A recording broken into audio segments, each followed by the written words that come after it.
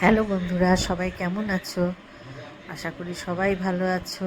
আজকে আমি তোমাদের দেখাচ্ছি ধনেপাতার বাটা দিয়ে পমফ্রেট মাছের ঝাল। 4 পিস পমফ্রেট মাছ নিয়েছি।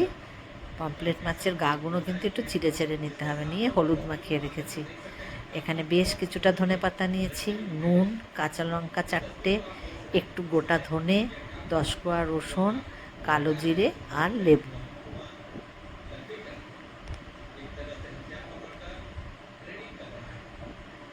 এবারে আমি মিক্সিং জারে এগুলো বেটে নেব। ধনেপাতা, পুরো ধনেপাতাটা দিলাম, কাঁচা লঙ্কাটা দেব,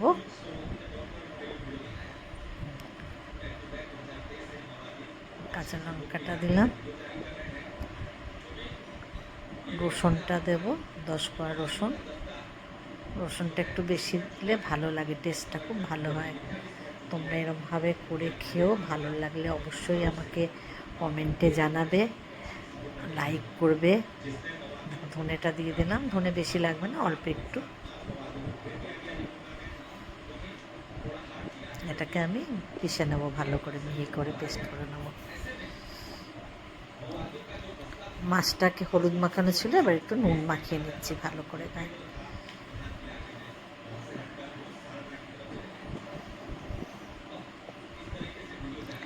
বেল আইকনটা প্রেস করলে নতুন পুরনো সব ভিডিওই তোমরা দেখতে পাবে।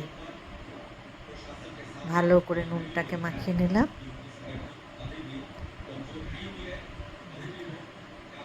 নুনটা মাখানো হয়েছে, এদিকে পেস্টটাও আমার হয়ে গেছে, ধনেপাতার পেস্টটা।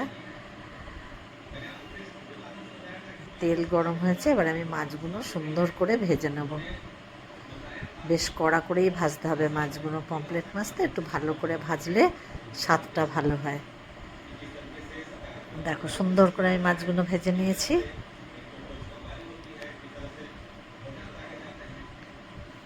এবার ওই তেলের মধ্যে আমি আরও একটু তেল দিচ্ছি। তেলটা যখন ভালোভাবে গরম হয়ে যাবে, তখন আমি দেবো ওতে কালো জিরেটা। কালো জিরেটা ফোড়ন দিয়ে দিলাম।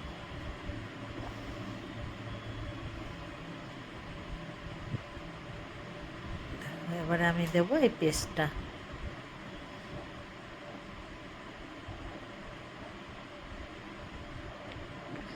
বেশ কিছুক্ষণ এটাকে এবারে নাড়াতে হবে, যতক্ষণ না এটার থেকে তেল বেরোয়। স্বাদ মতো নুন দিয়ে দিলাম। দেখছো, তেল বেরিয়ে গেছে কি সুন্দর। এবার আমি মাছগুলো সব এতে দিয়ে দেবো।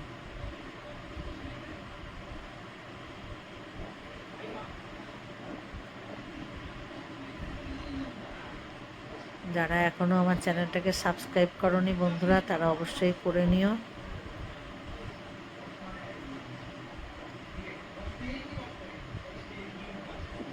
প্রত্যেকটা মাছের গায়ে ভালো করে আমি মশলাটাকে দিয়ে দিলাম।